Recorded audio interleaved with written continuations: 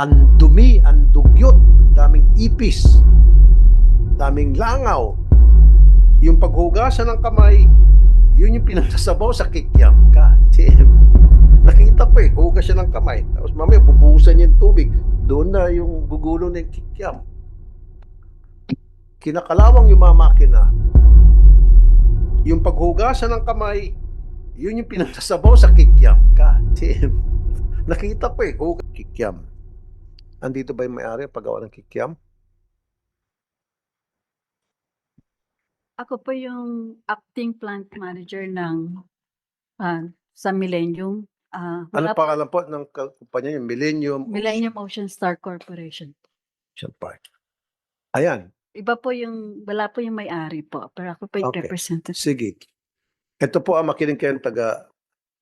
Kayo ho ba, Ma'am Emerald Uy, Yes, sir. nakapag-secure ng permit mula sa National Wages Productivity Commission para magpa-implement ng pakyawan? Ah, an sa pagkaalam ko, ngayon ko lang po nalaman na wala po. Kasi nadatnan ko lang po yung pakyawan. Kaya nga, Yung, pero narinig mo naman usapan namin kanina. opo, Dapat nag-apply. It's nag, either mag-apply yung mga empleyado ninyo o yung management. op- Nag-apply ba? wala na po yung plant manager kasi sir. Bale nag-assume lang ako ng possession ng Navotas noong 2022 nung namatay po yung plant So, hindi mo manager. alam So kung meron hindi ko kayong po, permit. yes, yes, Your Honor. Oh, Ma'am, Verify ko lang po. Ma'am Criselda. You see. Alam mo, I was there. Kumikita naman ng 1,000 sa pakyawan. 1,000, malaki ano? Pero yung 1,000, from 8 in the morning hanggang 2 in the following day the morning. 1,000. Ilang oras po yun? 8. 8 to 8, 12. 9, 10, 11, 12, 1, 2. 12 plus 6, 18 hours para kumita ng 1,000. Otherwise, 12 to 13 hours para kumita ng 600. Kung magkano yung minimum doon sa lugar niya. You see? So, stop the pakyawan until makapag-produce kayo ng permit. So, I want you to, Executive Director Criselda, ma'am, mag-inspect kayo. For the meantime, stop niyo po. Yes, sir. Tuloy pa rin siyempre yung trabaho. Kaya lang gusto ko, dapat arawan. Okay, sir. Good. Paano naman po yung yung doon sa mga regular na dinudugasan sila everyday ng 20 minutes para daw sinasabing para maglinis. Na-comply naman na po namin. Apply. Meron na po kaming 8 to 5. So, meron naman kaming memo na naibigay na sa kanila na yung 4:45, they have to stop the working. Tapos, Okay. mag-umpisa na silang Good. maglinis. Para pagkatapos so ng 5 o'clock, then they can go home. Tapos, malinis na po yung aming lugar. Vacation leave nila, meron na dapat kasi wala daw. We will be discussing with the management. Tapos, Dole. on process naman po yung aming compliance with kung ano man po yung aming lapses on DOLE, sir. Very good. This is what I want you to do, Dole. Iko-compute nyo kasi meron doon 3 years, 4 years, 5 years na wala silang vacation leave. Di ba yung vacation leave, pag hindi mo nagamit yon, convertible to cash yun.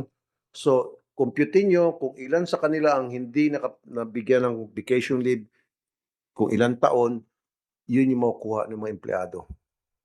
That's what I want to happen. Pati yung sa mga regular to pati doon sa mga overtime. Kasi pinag-overtime sila ng 20 minutes 25 minutes. Pag hindi nag-overtime 25 minutes, ang ginagawa sa kanila, binabawasan. Kung minsan pinag-overtime sila ng 5 hours. Now, yung 1 hour, sinabing break time daw nila. Kaya 4 hours lang bayad sa kanila. So, i-monitor niyo po, please, Dole. Update po dito sa company po, sir.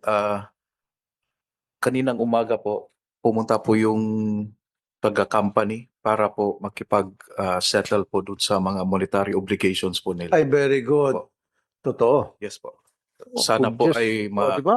naghingi po sila Kasama ng ko to sa inspection eh. Oh, ah, very good. ah, as we go along po, mag-aano na po sila. Naghihingi din po sila ng tulong sa DOLE na tingin or oversee doon sa pagbabayad nila doon sa kanilang mga empleyado po.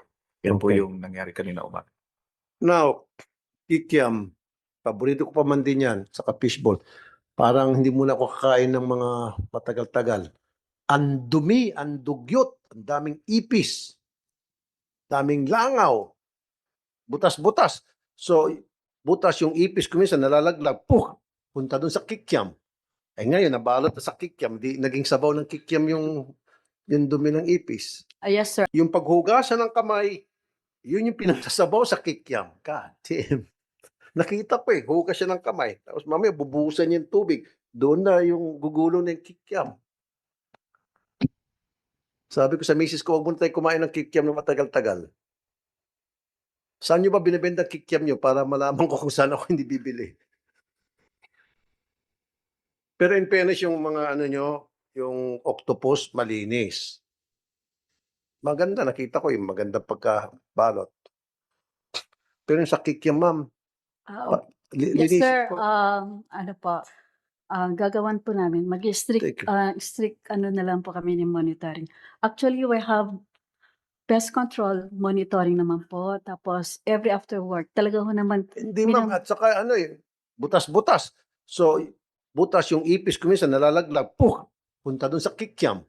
Eh ngayon, nabalot na sa kikiam, di naging sabaw ng kikiam yung dumi ng ipis. yes, sir. We would implement the GMP for necessary for the production of our products.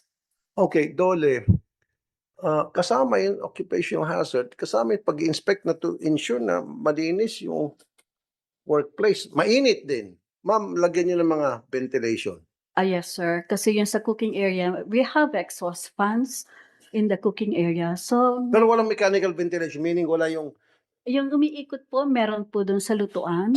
wala po ako napansin. Kaya di ba, Ah. pawis na pawis ako. Meron po siya yung sa mga lutuan po namin. Eh We have- bakit we po have wala, hindi ko exhaust fans naramdaman? po. Mainit po. Mechanical ventilation, ibig sabihin yung malaking electric fan. Yes, sir. We will, dagdagan na lang po namin, sir. Damihan nyo po kasi Dadamihan po namin. sobrang init. Yes, sir. Ayan, Tapos ulanaw. po naman yung mga O, tao yan. naman doon, yung sa mga Siyempre, cooking. nadurog yung langaw yan na napalaman din sa kikiam. Hindi fish- naman po. Ang dami niyan. Siguro mga 50. O. Hindi naman. Hindi nga, nakita ng mga tao ko, hindi nga paglabas. Di ba, ayaw nyo pang buksan? Remember? No, tinanong ko naman po, kasi bakit ho ba yung I was not there kasi during the inspection niyo po. Tinanong ko po, bakit nakasarado? Kasi sabi ko, bakit kasi tinanong ko doon kay Blue, bakit dan kayo dumaan sa end? Dapat doon sa may entrance kayo dumaan Ma'am, ng production ma'am, para at least, sige. Ang gusto ko ayaw ko magsara kayo kasi marami mawalan trabaho. opo. I-correct nyo po. Yes, sir, we will correct it. Actually, Bayaran niyo po yung mga empleyado and then Dole, baka pwede sila mumultahan yung may-ari. Total, hindi mo naman pera yung mumulta. Ano mo, boss mo, Taiwanese. it's a naturalized Filipino, sir. Okay. Uh, Inisin niyo po ma'am kasi yes, sir, we will. ang kumakain ng kikiam, karamihan dyan mga bata din eh. Opo. Isa ako doon kumakain ng kikiam sa fishbowl. Totoo yan. Yes, sir. Yung tusok-tusok, paborito ko yan.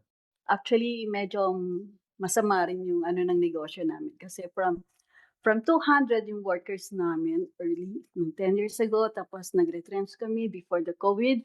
Tapos ngayon, 2022, nag-retrench na naman kami. So, ang aming trabahador na lang po ngayon, yung aming workforce na lang ngayon is 64.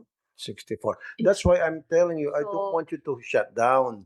Yes, Kasi, siyempre, pag nag-shutdown kayo, yung mga trabaho ninyo, mawawala ng work. yes. Pero, So, alagaan niyo. nasabihan ko naman po yung mga tao natin, kaya kasabi ko nga sa kanila, dahil dun sa lapses ng aming paglilinis, sabi ko, wala naman tayong magagawa nun kung magsasara na. So, sabi ko, lahat tayo mawawalan ng trabaho. So, pinapa-remind ko na lang po ulit. Tapos kung ano man po yung aming improvement for the working conditions sa area, we would comply, sir. Sige, mag-comply po kayo, ma'am, lalo na dun sa sanitation. Yes, Please sir. lang. We will. Okay. And then, Dole, inspection ninyo. Do an inspection regularly para ma-ensure na hindi lamang yung mga manggagawa natin ang malalagay sa maayos yung kanilang kalagayan, kundi yung kalagayan ng mga customer nila, consumer. Very unhealthy. Yeah, actually naman, sir, we've been ini-inspect naman ho kami ng ng aming may mga customer audit naman po kami. Sino po nag-inspect sa inyo? Customer audit. Ay, customer hindi. Madali lang yung customer. Gusto ko sana Dole. May nag-inspect ba na Dole? Unfortunately, none. None. Gaano katagal na walang inspection na Dole? I could not say, yung masasabi ko lang po ito mga 3 Okay. years lang, sir. Gaano Pero I katagal could na, not, gaano katagal na po kayo sa company? 2011 po ako, pero I was assigned in our head office. So, So since 2011 hanggang ngayon wala nag-inspect Ah. isang kaluluwa.